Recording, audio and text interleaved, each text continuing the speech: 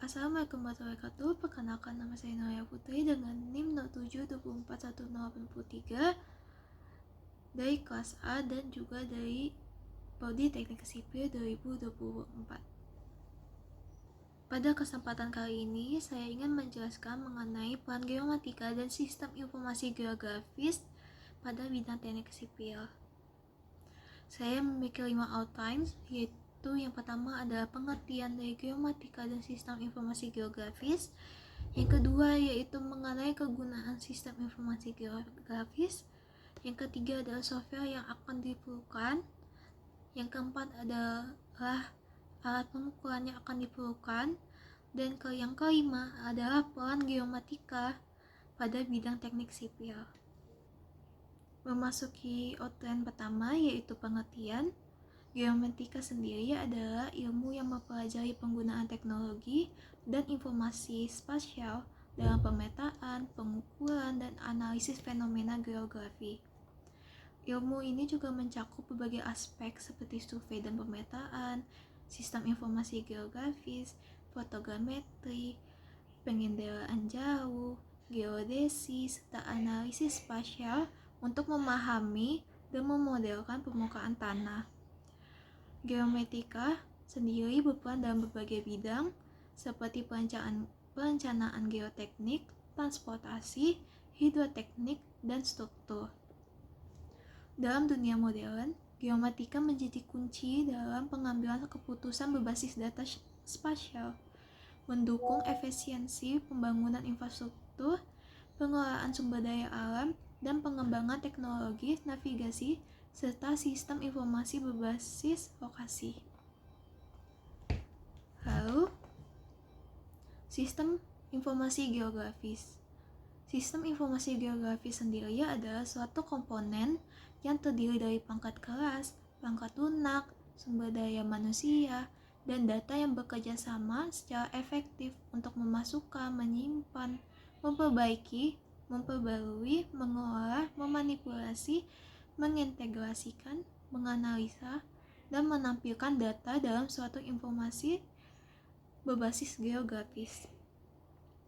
Sistem informasi geografis sendiri memungkinkan untuk pengguna untuk memvisualisasikan, memahami, menafsirkan, dan menganalisis hubungan serta pola dalam data spasial.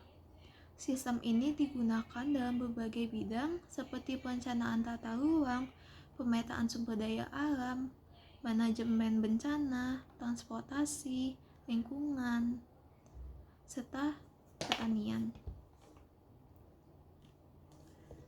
Teknologi dalam sistem informasi geografis mencakup pengendalian jauh, pemetaan digital, dan analisis spasial yang semuanya mendukung pengambilan keputusan berbasis lokasi dengan kemampuan untuk mengintegrasikan berbagai sumber data spasial.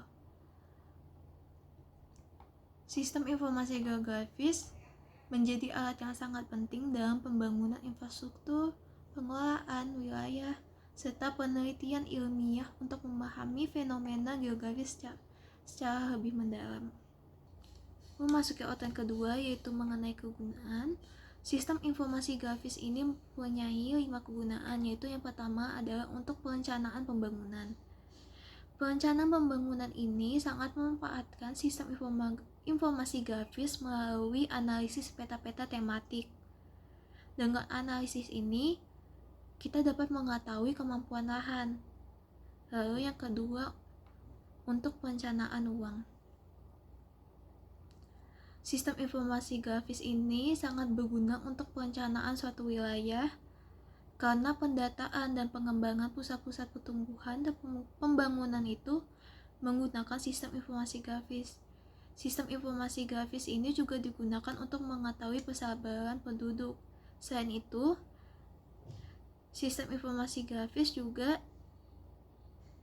dapat digunakan untuk mengetahui persebaran penggunaan lahan, baik untuk pengembangan pemukiman penduduk, kawasan industri, sekolah, maupun rumah sakit.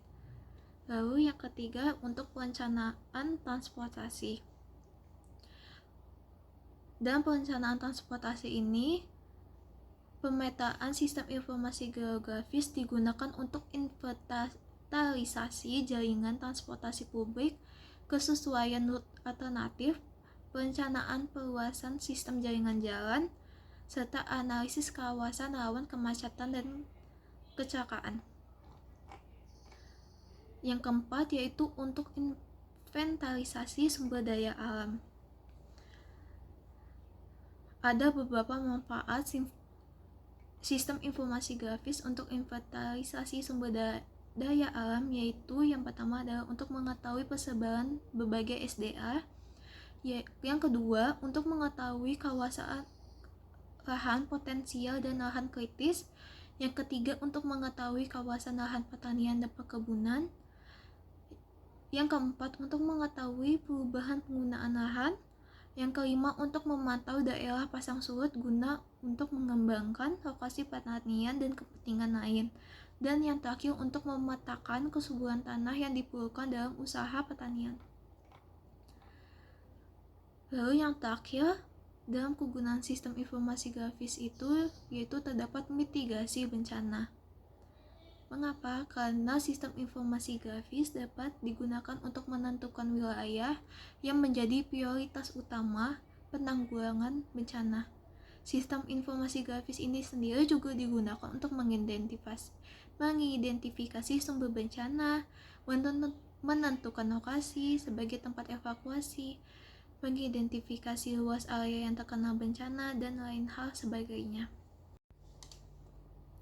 Lalu lanjut kepada organ ketiga, yaitu software yang akan digunakan. Pada sistem informasi grafis itu ada 4 yang saya masuki di sini, yaitu yang pertama adalah AutoCAD, yaitu software yang digunakan untuk pemetaan dan perencanaan infrastruktur. Yang kedua yaitu ada ArcGIS yang berguna untuk menganalisis dan pemetaan geospasial. Yang ketiga adalah QGIS yang juga berguna untuk menganalisis dan pemetaan geospasial. Dan yang terakhir yaitu ArcView. ArcView ini yaitu versi dasar dari ArcGIS yang berguna untuk visualisasi dan pengolahan data peta. Selanjutnya yaitu alat pengukuran yang akan digunakan pada sistem informasi grafis, yaitu saya memasuki ada 8 di sini. Yang pertama ada theodolit yang digunakan untuk mengukur sudut horizontal dan vertikal dengan akurasi tinggi dalam pemetaan dan konstruksi, yang akan membantu dalam survei tanah dan perencanaan struktur. Yang kedua adalah total station yang berguna untuk menggabungkan pengukuran sudut dan jarak secara digital, dan yang akan mempermudah pemetaan detail dan survei infrastruktur dengan hasil yang lebih cepat dan presisi dibandingkan dengan theodolit manual. Yang ketiga adalah waterpass. Waterpass ini berguna untuk penentuan elevasi dan perbedaan ketinggian tanah yang sangat penting dalam proyek konstruksi seperti jalan dan drainase yang agar memiliki kemiringan yang sesuai. Yang keempat adalah GPS geodetik, yaitu yang berguna untuk menggunakan sinyal satelit untuk menentukan koordinat dengan akurasi tinggi, yang memungkinkan pemetaan skala besar, batas wilayah, dan survei geospasial yang presisi. Yang kelima yaitu Yalon yang menjadi penanda atau target dalam pengukuran dengan theodolit dan total station. Yang keenam adalah lampu ukur yang akan digunakan bersama waterpass untuk mengukur ketinggian suatu titik, membantu dalam analisis kontur tanah dan pemetaan topografi di berbagai proyek.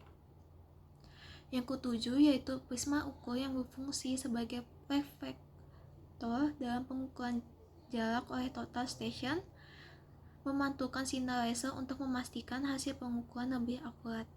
Dan yang terakhir yaitu kaki statif, yang akan berfungsi untuk menjaga stabilitas alat ukur seperti theodolit, total station, dan waterpass, dan memastikan hasil pengukurannya tidak terganggu oleh pergerakan atau getaran saat survei berlangsung. Yaitu pada selanjutnya yaitu outline terakhir yang adalah peran geometrik di bidang teknik sipil yang terbagi akan menjadi 4, yaitu yang pertama adalah peran geometrik di bidang geoteknik. Yang pertama adalah untuk menganalisis topografi dan geografi area sebelum konstruksi, yang akan membantu mengidentifikasi jenis tanah, sifat mekanis, dan kestabilan lereng untuk menentukan desain fondasi yang tepat. Yang kedua yaitu untuk memantau pergerakan tanah dan membantu mitigasi bencana. Data ini juga akan membantu dalam perencanaan infrastruktur di daerah rentan. Dan yang terakhir yaitu untuk mengurangi risiko kegagalan struktur yang diakibatkan oleh pergeseran atau penurunan tanah. Yang kedua yaitu peran geometrik di bidang transportasi, yaitu yang pertama terdapat untuk memudahkan dalam mengambil keputusan yang efektif di daerah perencanaan, yang kedua untuk memantau kerusakan dan deformasi, dan yang ketiga yaitu untuk menganalisis pola lalu lintas untuk mengoptimalkan rekayasa lalu lintas. Lalu yang ketiga yaitu peran geometrik di bidang hidroteknik. Yang pertama yaitu untuk menganalisis data kontur, efek elevasi, dan struktur tanah. Yang kedua yaitu untuk menentukan jalur air melewati peta. Yang ketiga untuk membantu pemantauan kualitas air. Yang keempat untuk perencanaan desain infrastruktur. Dan yang kelima untuk mendeteksi perubahan lingkungan. Yang keempat yaitu peran geometrik di bidang struktur. Yang pertama adalah untuk menganalisis kondisi tanah sebelum pembangunan. Yang kedua yaitu untuk mendeteksi pergeseran atau pergerakan deformasi struktur. Yang ketiga yaitu untuk mempermudah perencanaan dan desain bangunan. Dan yang terakhir adalah untuk menganalisis risiko dan keamanan struktur. Sekian dari video penjelasan saya mengenai peran geomatika dan sistem informasi geografis pada bidang teknik sipil. Terima kasih. Wassalamualaikum warahmatullahi wabarakatuh.